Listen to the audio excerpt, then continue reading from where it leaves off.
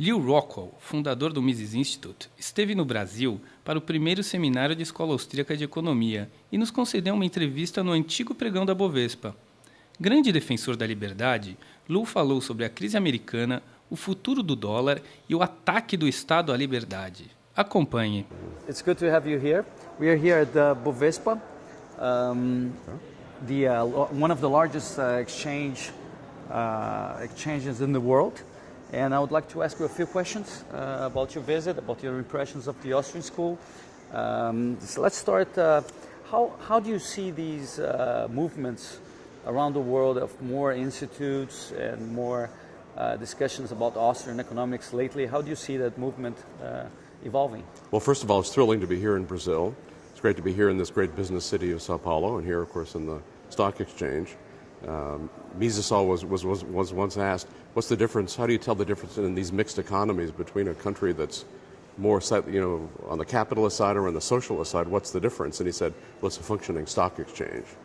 So, great to be here. So I think Austrian economics is the one movement, the one school of thought within economics, besides Marxism, that's truly international. And so we see this with the wonderful things you're doing here in Brazil, all over in other countries in Latin America, in Asia, in Europe, Eastern Europe, Western Europe. It's just thrilling to see this. And I think this is our moment. Right. I mean, we build on the work of centuries of all the great men, even starting back with the School of Salamanca and the great Portuguese and Spanish scholastics. But of course, opening up fully with Menger, Bombewerk, Mises, Hayek, Rothbard, Hoppe. Right. All of the great men, and we're helped building on that foundation by what Ron Paul has done in the United States, and then we have what the Fed did for us, what Greenspan and Bernanke have done for us by creating a classic Austrian business cycle, and so this has caused just huge interest in financial markets in the United States and all over the world by people in Austrian business cycle theory, and once they begin to look into that, then they look into the whole Austrian school. And there's just an explosion of interest in Austrian economics. So we see it all over the world, and I'm very, very optimistic. Do you think we'll have in the future something similar to what we had in Vienna at one point, 3-4 big scholars of Austrian economics teaching at the same time at a prime university? Do you envision that? Ilio, I think that's the past. I mean, I would love to see it. I would love to see a great university that assembled great Austrian economists in the economics department. But I think the bricks and mortar universities are institutions that really haven't changed the way that they teach since the days of St. Thomas Aquinas and the University of Paris. Right. Now it's changing. And I think with the digital world, I think we're going to see online learning. I think the normal university curriculum is in decline. In the United States, it has to do with the fact that a student, because of the vast subsidization of the universities, it costs huge amounts to go to a university, and so students end up, unless they come from wealthy families, with these gigantic debts they can never pay off. So I think we see this with the Mises Institute, with what you're doing in your website, what we're doing, other institutes all around the world. I think that is the future of education. Not that you can't, it's not important for students to meet with great scholars and great teachers in person, because it is. But I think the old style university, my guess, is coming to an end. Right. And there's at least going to be a whole lot more diversity. So I think that's wonderful. And how do you see the Mises Institute's role in that? The Mises Institute is peculiar in its model because it not only publishes books and articles, but also supports the academics, and it even has its own Mises University. How do you see the Mises Institute contribution to that development of this new world of education that you envision? Well, we started our website in 1995, back in the medieval period of the web, and some of this has surprised us, just what a huge deal it is.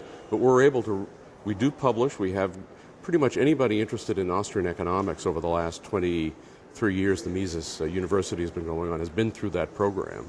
We have students who come and spend all summer with us. We have students who come and write their doctoral dissertations with us. That's all wonderful, but I feel that and indeed essential. We have the Rothbard Graduate Seminar for students, Mises Graduate Seminars, intense individualized programs.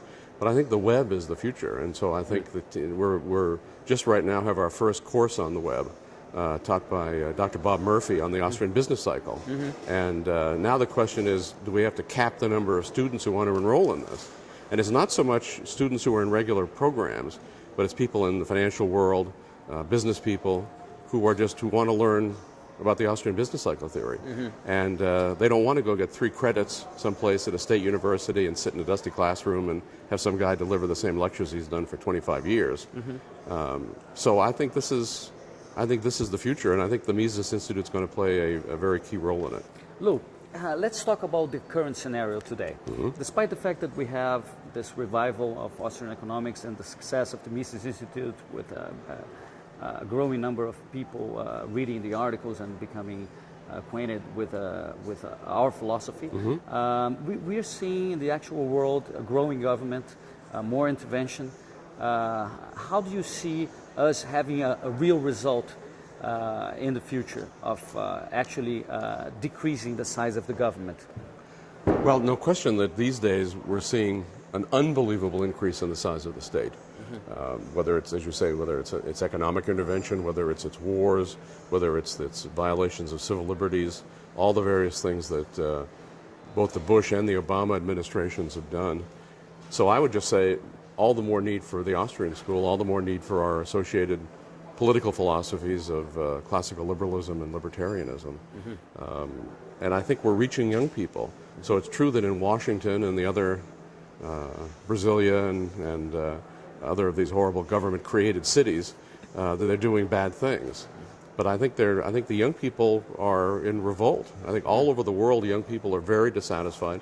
No young American, for example, believes he's going to get a pension from the Social Security system. They all know that it's a fraud and a Ponzi scheme, and if they get a check, it won't buy anything. So they're looking for the truth.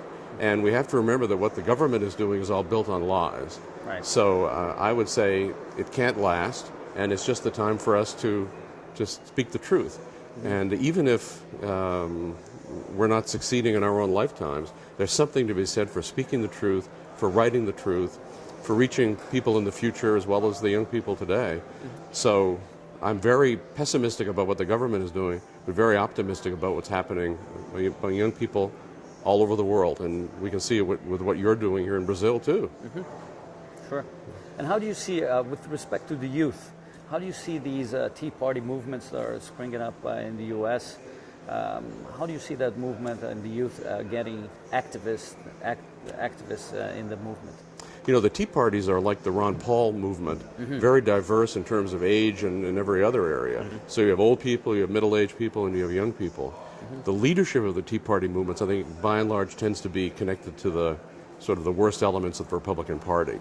But there are all kinds of great grassroots people who are in that movement or on the fringes of that movement who represent the future. I mean, they're very, very upset about the government. They don't necessarily understand economics, but they know these multi-trillion-dollar deficits are bad. They know the spending is bad. They don't like further socialized medicine in the U.S., which already has probably more of a fascist medical system than socialist, since it's big business and the government together against the patient and against the taxpayer. But I think that they will play an important role, and we can see the fact that they're being demonized by the government and by the government media shows that we know they're wonderful. Anybody the government goes after, you know there's something very good about them. How do you see the role of the crises that we're seeing more often each decade? There's a tendency for the governments to increase during crisis. This is Professor Higgs' thesis. How do you see that? Do you think there will be a crisis in which people will eventually realize that they need to do something to finally decrease the size of government? Yeah, of course, as Mises pointed out, in a mixed economy, the government causes problems, then it uses those problems as an excuse for more intervention, which causes more problems and so forth. But I think people are waking up. I think I see a real sea change taking place. So I think that just as the Ron Paul movement showed that people can all of a sudden become interested in the Federal Reserve System, in the issues of central banking, which you're not, in the U.S., you're not supposed to be interested in. You're supposed to be bored by it. It's the name on the bills in your wallet, but otherwise don't pay attention. nothing, move along, nothing to be seen here. So Ron has shown millions of Americans that this institution is ripping them off. So all of a sudden it becomes very interesting. And so I think, again, that's a model. I think people can be interested. I think they are becoming interested. They're reading. So one of the great things, just a vast increase in people reading economics books, history books, real history, real economics. And we've got the constant fight, which has always been throughout human history, between liberty and power, as Rothbard said. And the great things going on the liberty side, evil things going on the power side. On the other hand, we're not facing the pharaoh and his pyramids yet, so it could be worse. I think another reason for optimism, certainly in the U.S., is they've been so open, nakedly open, about the fact that the regular Americans are being ripped off. It's the big Wall Street firms connected to the government for various billionaires. And when we look at any of the bailouts that they're doing, virtually every single American outside of the state and the state media opposed it, vociferously opposed it. So this is why they talk about division, they talk about the fact that people aren't trusting the government. Isn't that horrible? Well, of course, it's a wonderful thing people don't trust the government. It's a wonderful thing that they begin to see it as nothing but a gigantic ripoff, not only central banking, but everything they do is a redistribution mechanism from the holders of property to the people who would like to hold your property. And so I think there's great ideological undercurrents going on in the U.S., tea parties and other things that are very, very hopeful and scare the heck out of the establishment. Let's talk a little bit about money that you briefly mentioned. One of the distinctive features of the Austrian school is also our position on money in general. And it differentiates us from the Chicago school, for example, that advocates a state managed currency. Yes. And how do you see the international monetary system evolving for the next several decades with respect to money in general? Well, as you know, the IMF and the other institutions and the U.S. government itself are very worried that the dollar is breaking down as the world reserve currency. It never should have been the world reserve currency. That was a feature of the U.S. empire imposed on the world after Bretton Woods, after World War II. That system is now having broken down, and of course it's been an entirely fiat system ever since 1971, when Nixon ended the final tie between the dollar and gold. So now there's just no limit on what they can print. So that sets up problems. People are rejecting the dollar, and so they want a new world currency.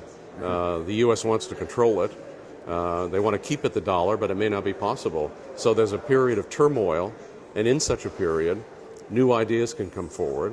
Ideas that maybe we should have honest money, money that can't just be printed up in a printing press. Whether we look at Mises's ideas of the classical gold standard, Hayek's talk about competitive currencies, Rothbard's talk about a private gold standard. These are all ideas that should be in the mix, and others too.